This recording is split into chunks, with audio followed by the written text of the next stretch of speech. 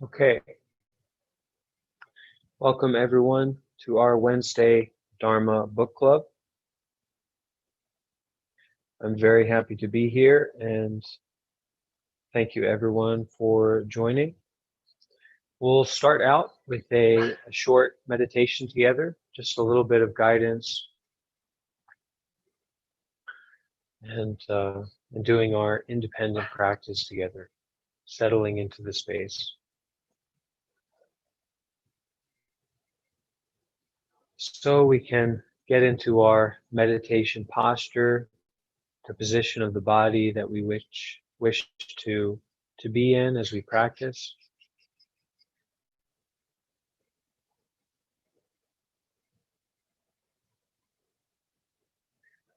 Beginning to bring our attention to the body.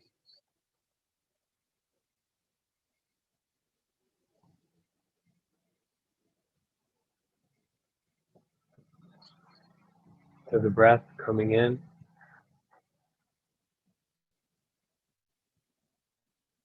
And going out.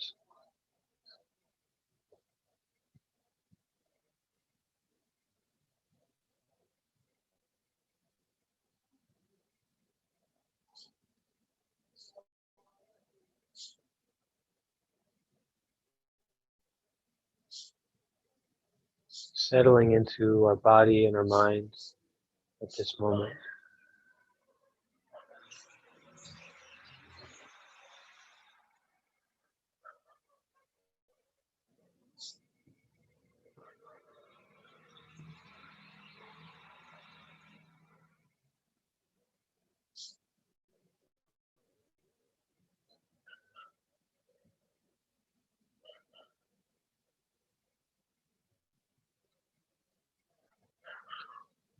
With each breath, sinking more and more into this relaxation, this openness.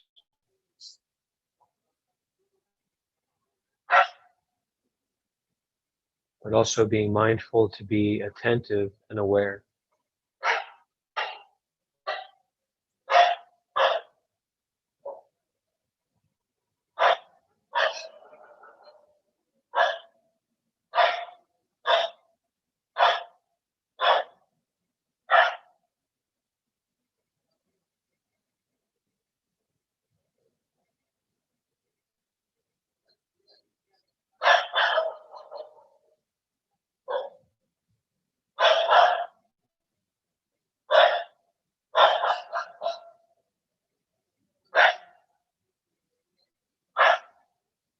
Noticing any sensations in the body or any sensations such as hearing, smelling, tasting, touching. Noticing and then returning back to the breath.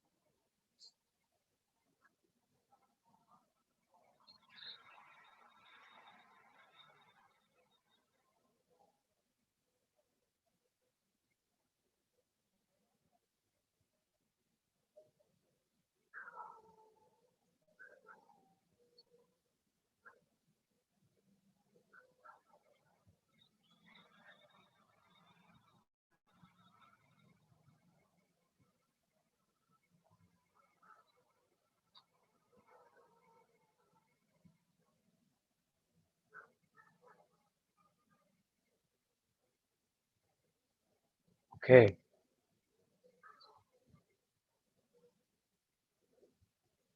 So welcome everyone to our Dharma book club, where we are reading through, exploring the text by Thich Nhat Hanh, The Art of Transforming Suffering.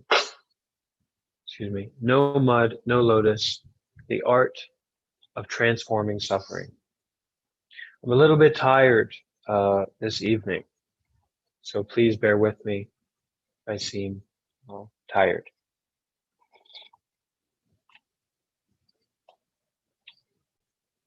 So the format of this event is that I will read through this text and offer extra information as it makes sense to do so, clarifying certain things or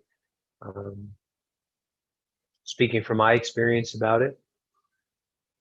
But also as I'm reading through it, it's totally okay if anyone has a question or if someone wants to say something. You know, maybe someone wants to say, hey, that's not true. I don't believe that.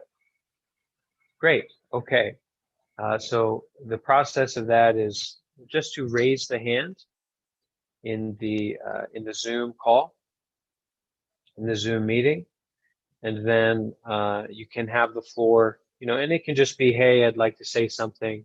I have a question, etc. I want to say something, and then we'll pause the reading and you can speak or you can make a comment through text.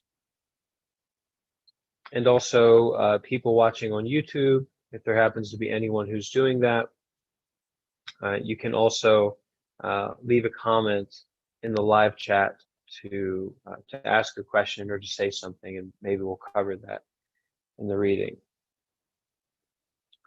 So we are on chapter 5, towards the end of chapter 5, which is the 5 practices for nurturing happiness.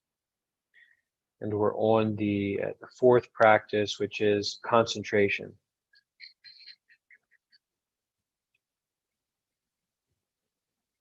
But I'll start here with the ending of the 4th practice, which is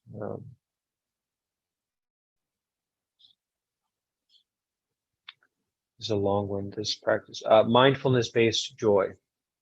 So I'll be reading, starting with the ending of that, which is creating happiness.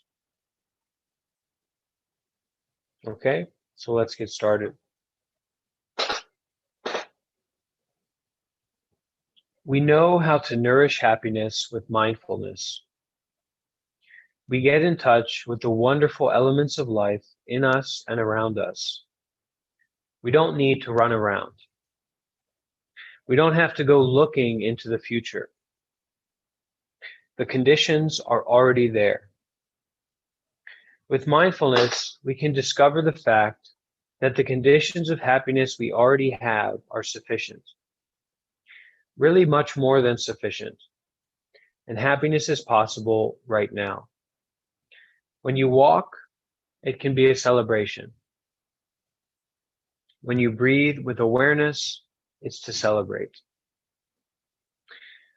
When we sit like that, we are celebrating.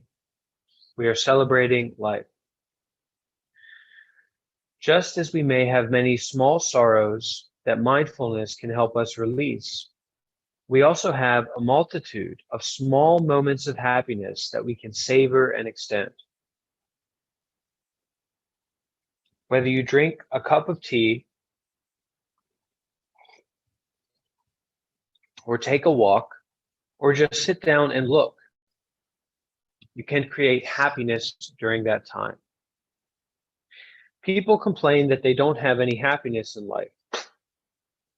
We need to find the many small joys that life has to offer and help them grow. There are many talented people with diplomas, degrees, and long titles. There are people who can invent revolutionary new machines and computer applications. We may like to ask them, can you create a moment of happiness? If you know how to do this, you can create something truly beneficial. To make a soup, we need some water, some vegetables, some tofu, a little of this and a little of that. You can make a good soup with just a few simple ingredients. Nothing fancy is needed. A small portion of happiness is a kind of soup. With a few ingredients, an open mind, and a little resourcefulness, we can make a moment of happiness for ourselves and for the person next to us. We can offer some of our tasty soup to someone else. If we know how to create a moment of happiness, we get to enjoy that happiness ourselves. And we can also double it by sharing it with another person. That is the art of happiness, tasting and delighting in the little happinesses of daily life. I suggest you take a piece of paper and write down all the conditions for happiness available to you right now. 1 page may not be enough. 2 pages may not be enough. 3 or 4 pages may not be enough. When we recognize all these elements, it's so easy to generate happiness. All of the elements of our experience presently available to us can be access points to having moments of happiness. Can we see? Well, then we're very lucky. We're very fortunate. Can we hear? Well, then we're very fortunate. Can we walk? Can we stand? Can we breathe without pain? Very, very fortunate. So these simple experiences that we have throughout the day can actually be access points or moments that we can savor and that can bring us happiness.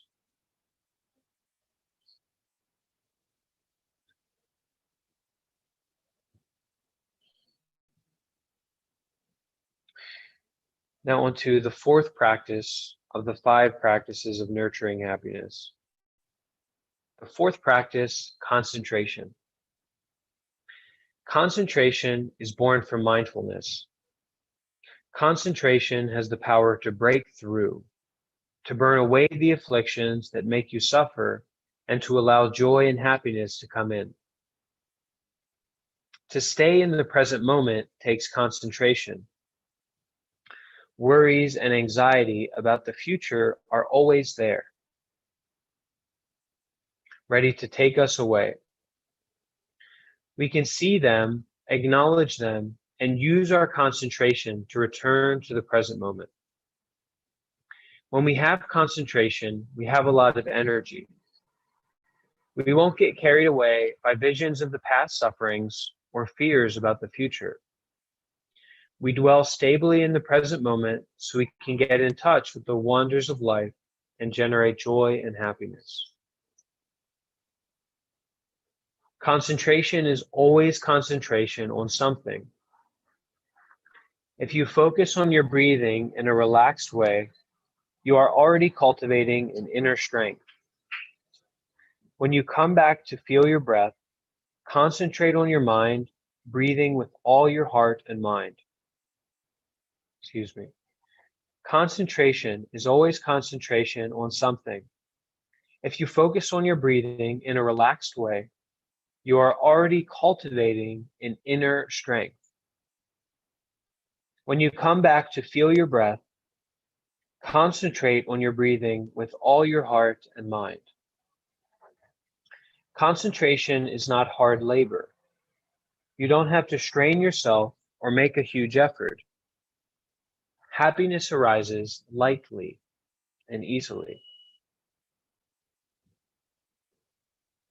Anyone have any question about this practice of concentration as a means of nurturing happiness?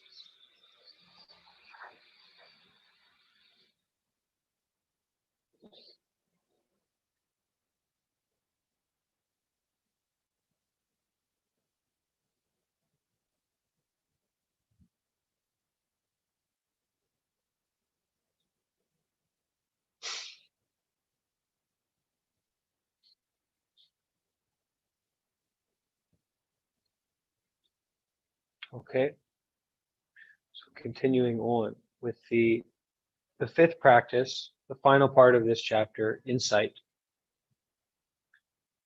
With mindfulness, we recognize the tension in our body, and we want very much to release it, but sometimes we can't.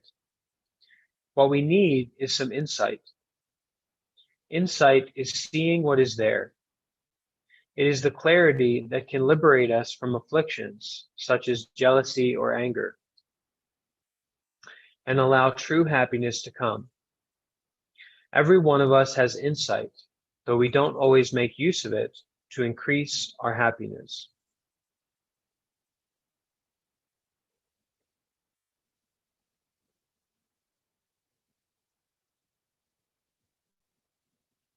Insight is seeing what is there. It is the clarity that can liberate us from afflictions such as jealousy or anger and allow true happiness to come. Every one of us has insight, though we don't always make use of it to increase our happiness. We may know, for example, that something, a craving, a grudge, a habit, is an obstacle for our happiness, that participating in this habit brings us anxiety and fear. We know this thing is not worth the sleep we're losing over it, but still we go on spending our time and energy obsessing about it, engaging with it. We are like a fish who has been caught once before and knows there's a hook inside the bait. If the fish makes use of that insight, they won't bite because they know, because he knows he'll get caught by the hook. The fish knows that they will get caught by the hook. So I think very, very direct teaching, and definitely something I relate to, is that we tend to have certain habits, certain activities, maybe certain forms of media that we consume, or just things that are involved in what we're used to, how we're used to existing in the world, maybe overeating, for example. And so we've done it many times. We've overate many times. We participated in this activity many times. And what we find is that even though it gives us some kind of pleasure, we enjoy it in some sense, afterwards, it contributes to a lack of peace. It contributes to a lack of happiness. So insight is noticing, seeing those behaviors as unskillful, as unhelpful. And when we recognize those behaviors as unhelpful, unskillful for our own peace, for our own happiness, when those cravings come up, when that habit comes up, we don't just bite the hook. We don't just take the bait, but rather we notice it and we use our insight. We use our wisdom that comes from experience.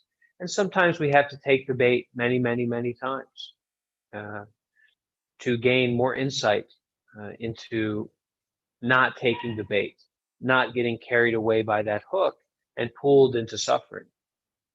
So insight allows us to live more peacefully, more skillfully in the world. So I'll read this again, as Thich Nhat Hanh says. Very, very good point. Every one of us has insight, wisdom, though we don't always make use of it to increase our happiness. We may know, for example, that something, a craving or a grudge, is an obstacle for our happiness, that it brings us anxiety and fear. We know that this thing is not worth the sleep we're losing over it, but we still go on spending our time and energy obsessing about it. We are like a fish who has been caught once before and knows there's a hook inside the bait. If the fish makes use of that insight, they won't bite because they know they will get caught by the hook.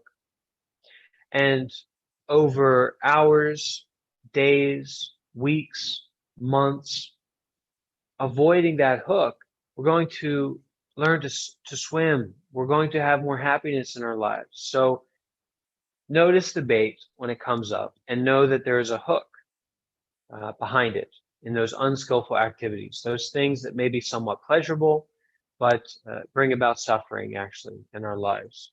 They don't bring about peace. Would anyone like to share maybe a behavior that they have that they would be willing to share about this?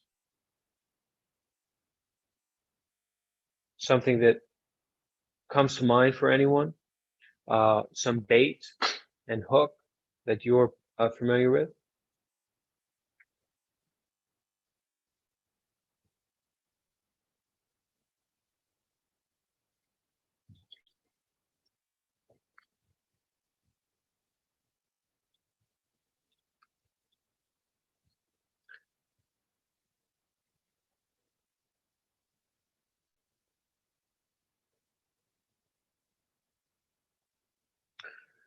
Okay, so some people have shared some comments in the chat. Dan is saying to everyone, I focused on my breathing and the message and noticed energy, brightness, I think, and myself smiling at the thought power of it. So I focused on my breathing and the message and noticed energy and myself smiling at the thought power of it. On meditation, I'm guessing. And another person here, Keem, sharing that I'm noticing these behaviors, but really can't be hard on myself. To prevent myself from that unskillful behavior, overeating, for example, when that thought about that habit is happening, there is basically a fight in my mind between saying to myself that the behavior is unskillful and being easy on myself.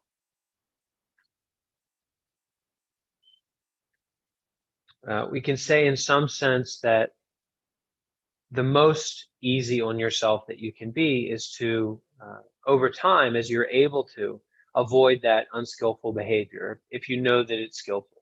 And if you get caught up in it, if you take the bait, if you get pulled out of the water on that hook, be compassionate with yourself. Very, very important. Being compassionate with ourselves, even if we take the bait, even if we get ourselves into all kinds of messes and struggles, we be compassionate with ourselves. But that doesn't mean forgetting that insight, that behind that bait is a hook. Behind that unskillful activity is a pattern and a habit developing of suffering. So being aware of that, but also being compassionate with ourselves where we are. We don't need to change ourselves in a very real way. We don't need to change ourselves to be compassionate with ourselves. We can be compassionate with ourselves right where we are. Excuse me, just doing adjustments here.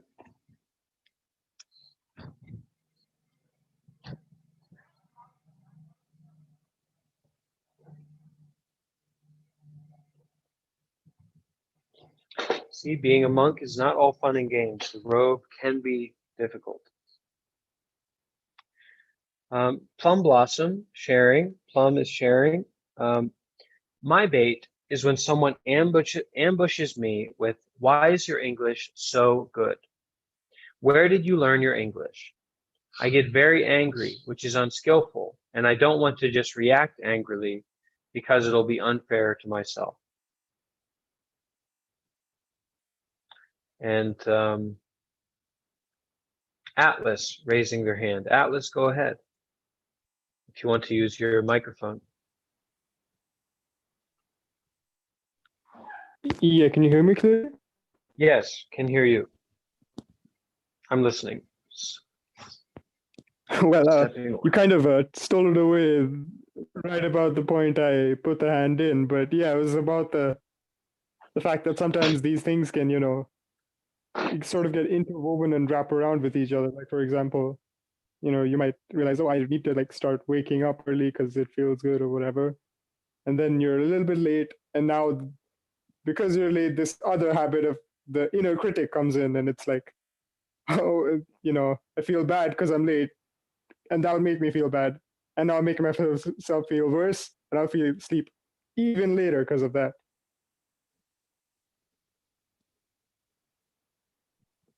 Interesting.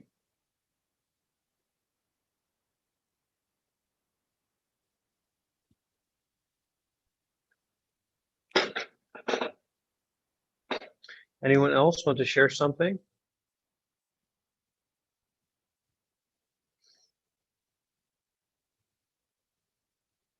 Okay, so we'll continue with the reading. And if you're watching through YouTube, feel free to drop a question or share an experience in the chat, and I'll try to get to that.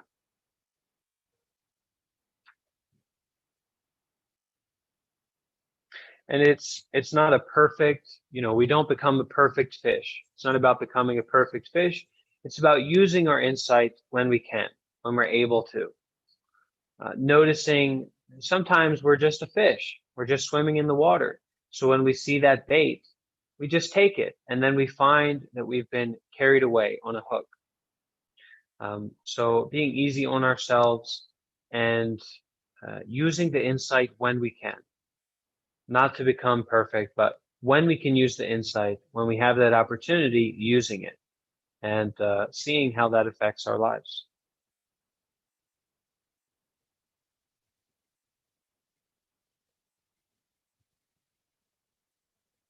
So I'll read that one last time, this paragraph, because I think it is very clear, it's very direct. We may know, for example, that something, a craving or a grudge, is an obstacle for our happiness, that it brings us anxiety and fear. We know this thing is not worth the sleep we are losing over it. But still, we go on spending our time and energy obsessing about it. We're like a fish who has been caught once before and knows there's a hook inside the bait. If the fish makes use of that insight, they won't bite because they know they will get caught by the hook. Often, we just bite onto our craving or grudge and let the hook take us. We get caught and attached to these situations that are not worthy of our concern. If mindfulness and concentration are there, then insight will be there, and we can make use of it to swim away free. I notice in myself and in the world, there's kind of this emphasis on excitement. We're always rushing towards some kind of excitement, some kind of event, we've almost gotten to the habit of always wanting to have a special experience. And when we have a mind like that, we're just as ready to jump into negative experiences or experiences that we know tend to have negative outcomes because they are exciting. And at those moments where we're pursuing excitement, we can really we can lose sight of freedom, of freshness, of being calm, being peaceful, the value of that, how wonderful it is to feel gentle, to feel free, to feel that we have been acting skillfully to the best of our abilities, that we have been aligning ourselves with our own heart, our own insight. It's a wonderful feeling. It's not necessarily exciting, but it's a wonderful, peaceful feeling. So at those moments when the bait is in front of us, it may be time to step away, to go for a walk, to move, and to take a deep breath and kind of enjoy the freshness that we have in our lives. We don't need excitement to be happy, actually. So often we just bite onto our craving or grudge and let the hook take us. We get caught and attached to these situations that are not worthy of our concern. If mindfulness and concentration are there, then insight will be there, and we can make use of it to swim away free. In springtime, when there's a lot of pollen in the air, some of us have a hard time breathing due to allergies.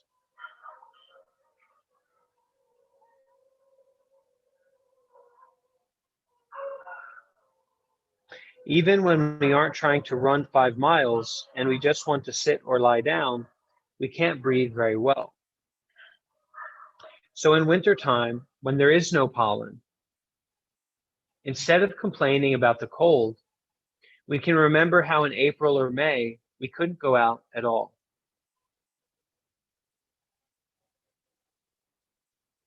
Now our lungs are clear.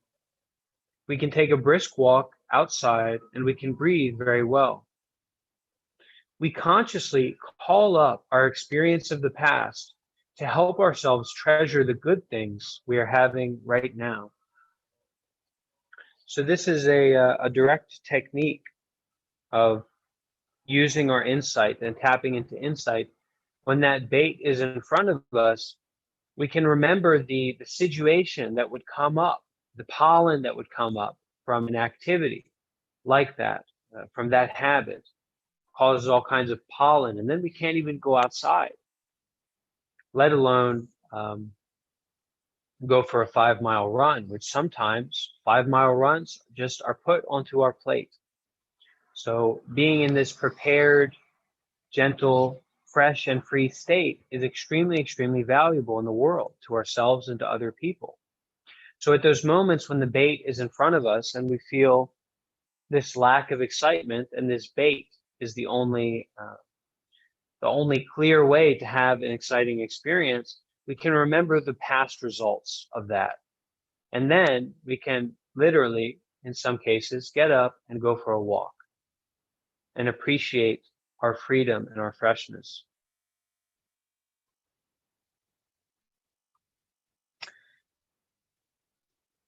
So we consciously call up our experience of the past to help ourselves treasure the good things we are having right now.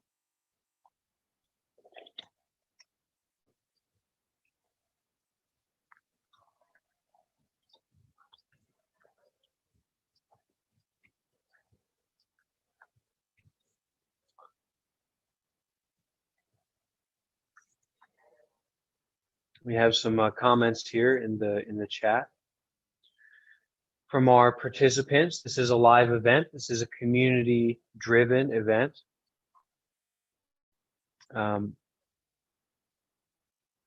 Keem sharing, I understand that the best thing you can do when the bait appears is to take your mind off it and calm yourself. For me, it's really hard sometimes not to think about the bait, and it's just in the back of my mind for a long time.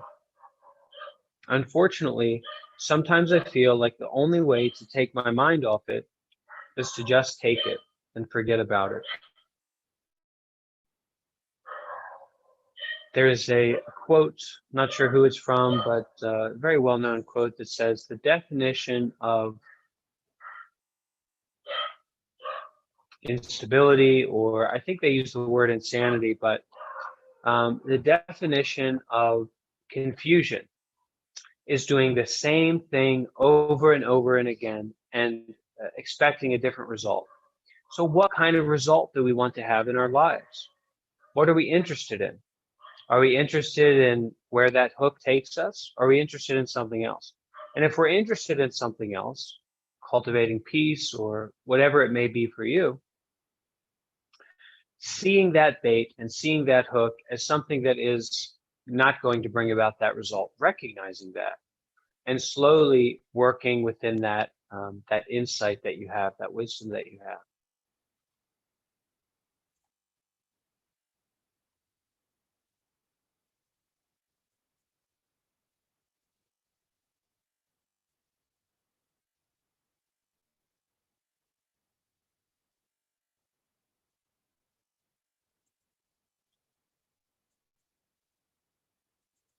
In the past, we probably did suffer from one thing or another. It may even have felt like a kind of hell. If we remember that suffering, not letting ourselves get carried away by it, we can use it to remind ourselves how lucky I am right now. I'm not in that situation. I can be happy. That is insight. And in that moment, our joy and our happiness can grow very quickly. I'm sure we all have experiences like that. Experiences that were extremely difficult, extremely painful, really characterized by immense suffering, almost like we were in hell.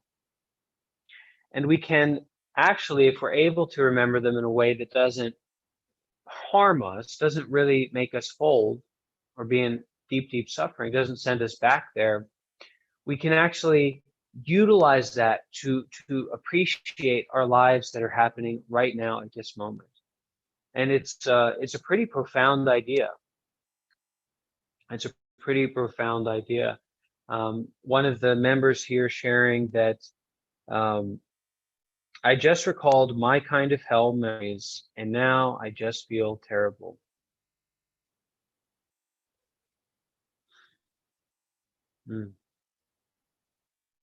That's definitely very difficult.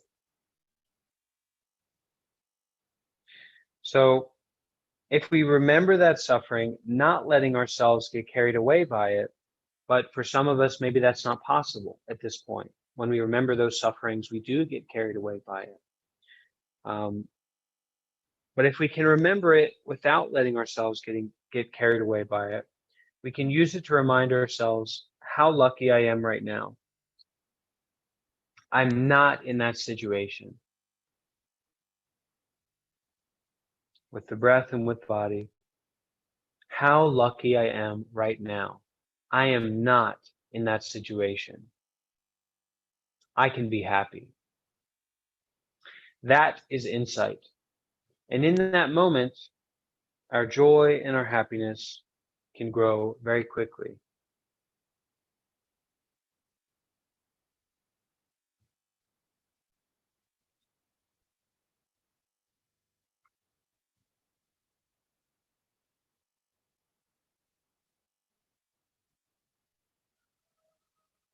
We have some sharing here.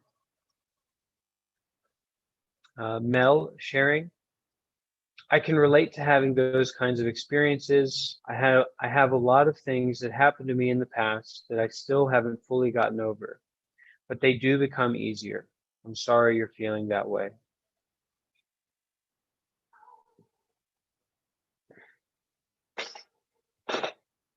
Yeah, a lot of sensitive, difficult experiences can come up when we begin to get into these kinds of teachings, and it's very natural.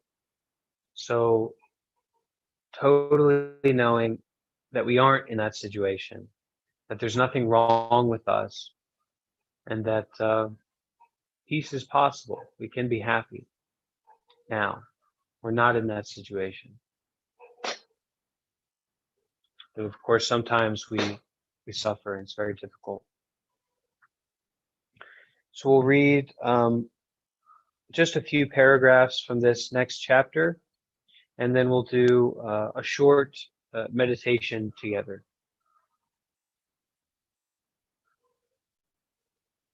This chapter, happiness is not an individual matter. We've seen that our suffering is connected with the suffering of our ancestors, our loved ones, and with the planet itself. So we know our happiness is not an individual matter.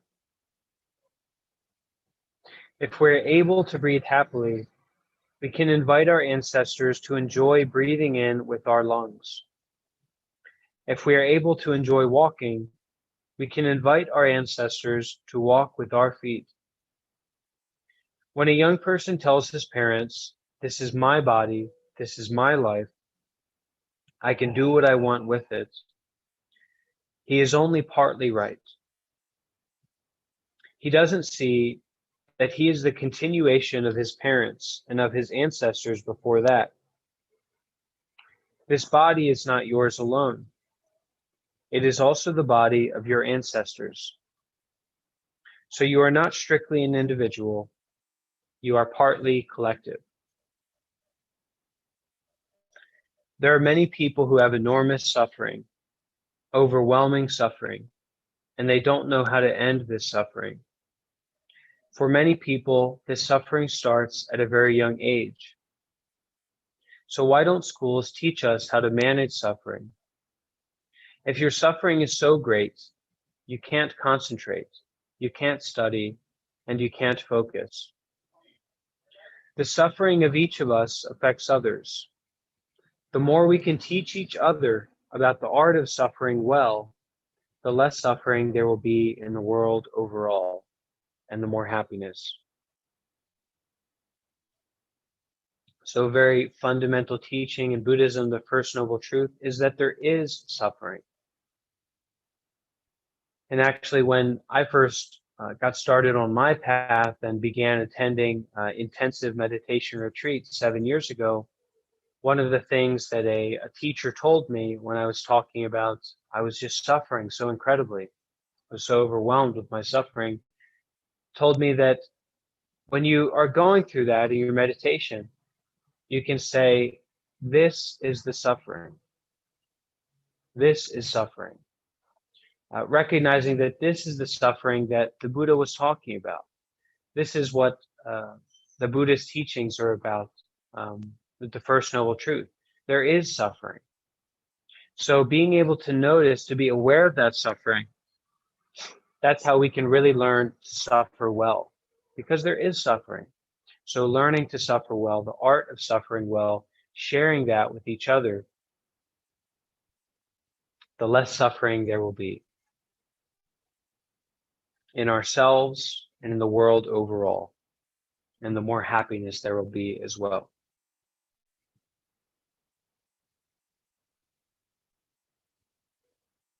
And Keem sharing, that's one of the important reasons why I do this, to prepare for exploring the most difficult of experiences. It's certainly close to the core and hard to deal with, yes. So we're preparing ourselves. We're learning to suffer well when the conditions are there for us to be together, to be calm, to be grounded, so we can explore these teachings when we're taking advantage of the situation. And so when those deep sufferings do come up, when those unexpected situations do come up that we're thrown into, we already have a background. We have an experience with learning how to suffer well, how to embrace that suffering in a way that doesn't cause more suffering, that doesn't overwhelm us.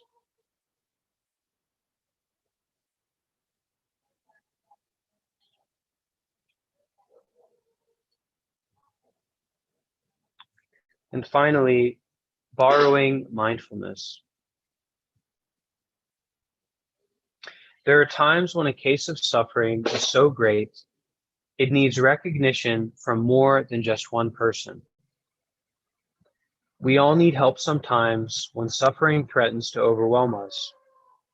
We can borrow the collective energy of mindfulness of a group of practitioners in order to recognize and embrace the block of suffering in us.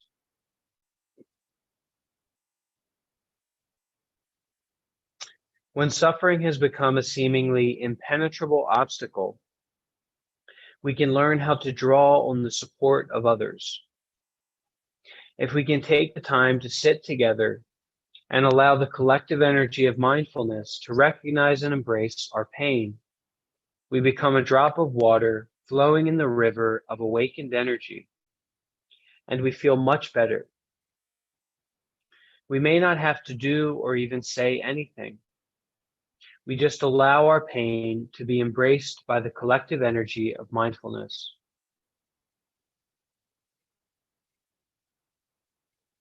Sometimes we may have to reach out more directly and ask for help. That can be very difficult. But other people do want to help if we only ask them. If we have loved ones who are suffering, one of the best things that we can do is to offer to sit or walk with them and offer them our energy of mindfulness and peace. It can help calm them down and embrace their suffering so that they can walk, sit, and breathe in mindfulness and take care of the crying baby inside of them.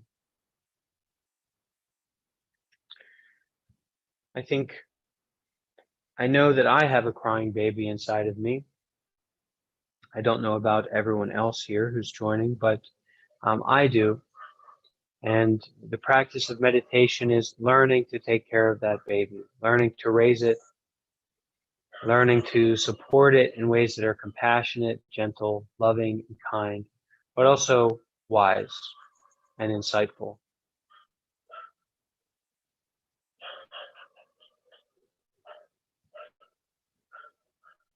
So let's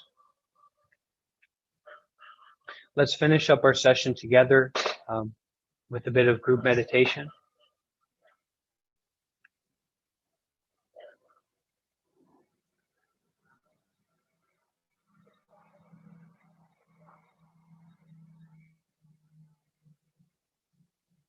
So getting into the position that we wish to meditate in, whatever it may be.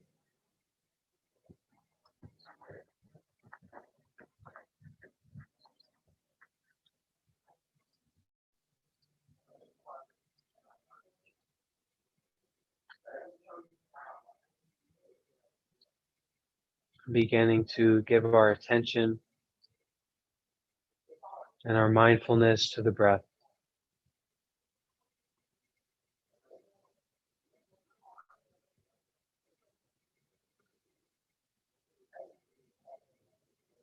Embracing our breath with our attention.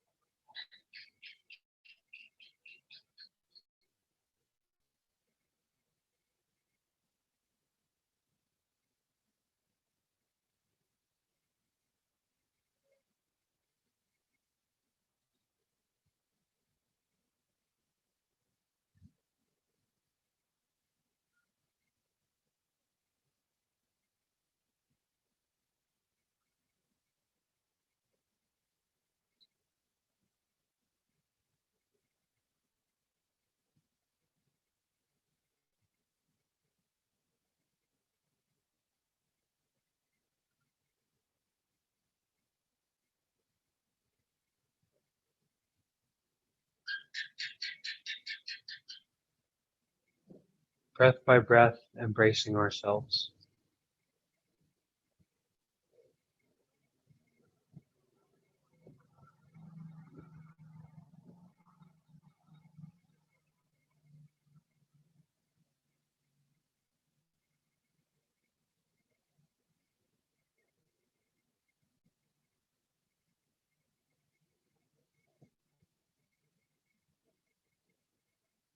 Gently and wholeheartedly.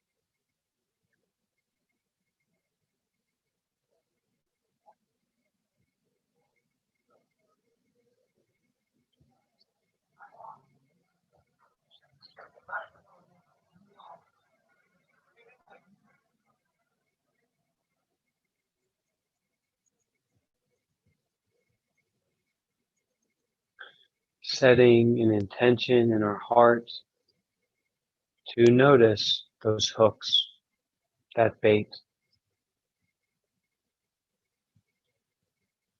and to act skillfully in our activities and in our habits.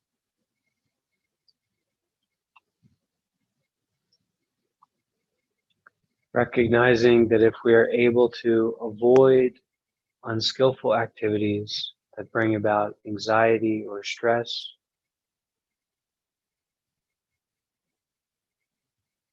happiness will arise more and more easily, be more and more readily accessible.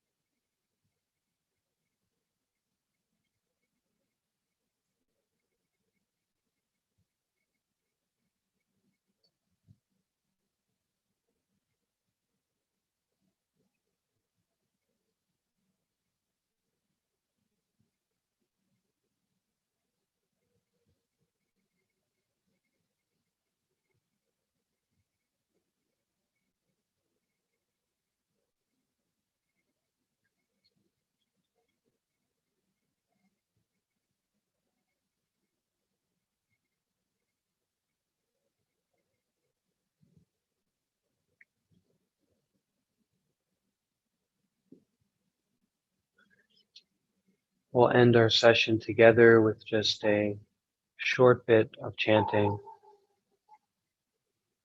that I would like to offer.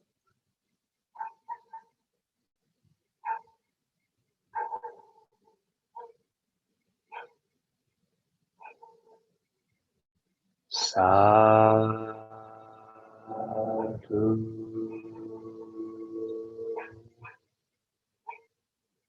Sadhu.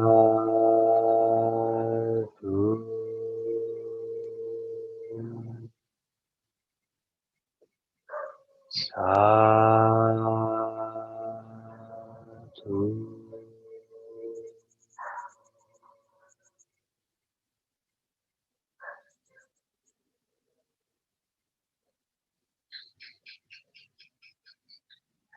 Okay. Thank you everyone for joining. A bit of a short Dharma book club today. Quite tired, but glad to be here and see you all again soon. Okay? Be happy.